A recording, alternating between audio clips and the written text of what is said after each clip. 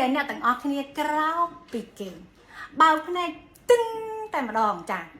តើប្រយោគអ្វីដែលអ្នកទាំងអស់គ្នានឹកឃើញមុនគេពេលណាអញមានលុយសងគេពេលណាអញមានលុយដោះបំណុលគេរឿងមួយនោះនឹងមាននៅក្នុងជីវិតអ្នកពេញមួយជីវិតព្រោះតែយើងបានឲ្យរឿងនោះគឺជារឿងសំខាន់បានឲ្យរឿងនោះគឺជារឿងដំបូងគេដែលយើងនឹកដល់ដែលគេហៅថានឹកដើមដង្ហើមដល់ជីវិតយើងក៏ដូចគ្នាដែរពេលដែលយើងគិតដល់រឿងដែលមិនល្អគឺវាដល់រឿងនោះមុនគេឆ្នេះហើយរាល់ពេលព្រឹកអ្នកទាំងអស់គ្នាត្រូវតែដឹងថាអ្វីដែលយើងកំពុងតែប្រូក្រាមជារៀងរាល់ថ្ងៃ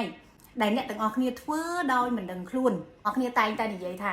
អញហើយទៅរកលុយពីណាដោះបំណុលគេអញហើយមានលុយឯណាសងការប្រាក់ហេតុអីក៏ជីវិតអញនៅតែក្រ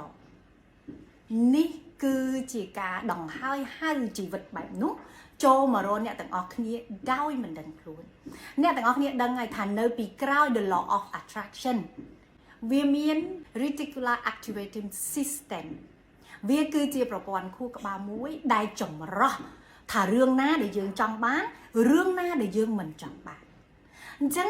ពេលណាដែលយើងគិតរឿងមួយនឹងច្រើនបានន័យថារឿងនោះហើយគឺជារឿងដែលចង់បាន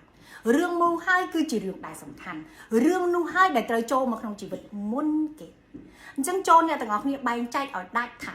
រឿងណាដែលយើងមិនចង់បានវាស្មើនឹងយើងមិនត្រូវគិតវាទេ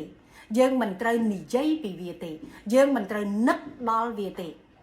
ប្រូក្រាមចិត្តជារៀងរាល់ព្រឹកបដូរពីពាក្យថាតើខ្ញុំមានលុយឯណាសងគេបដូរការគិតទាំងនោះឲ្យទៅជារឿងថ្មីមួយខ្ញុំមានលុយ300000តើខ្ញុំគួរទិញផ្ទះបែបណា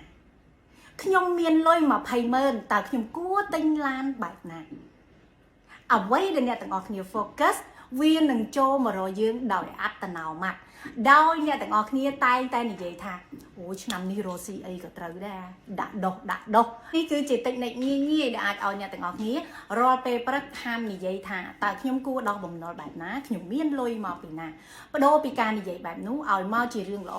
ខ្ញុំមានលុយប៉ុណ្នេះតើខ្ញុំគួរយកទៅធ្វើអ្វីខ្លះខ្ញុំមានលុយ50000តើខ្ញុំគួរវិនិយោគទៅលើអ្វីខ្លះដើម្បីឲ្យលុយបង្កើតលុយគ្រប់យ៉ាងដែលអ្នកទាំងអស់គ្នាបដោតមិនថារឿងល្អមិនថារឿងអាក្រក់វាត្រូវតែចូលមកមុនគេ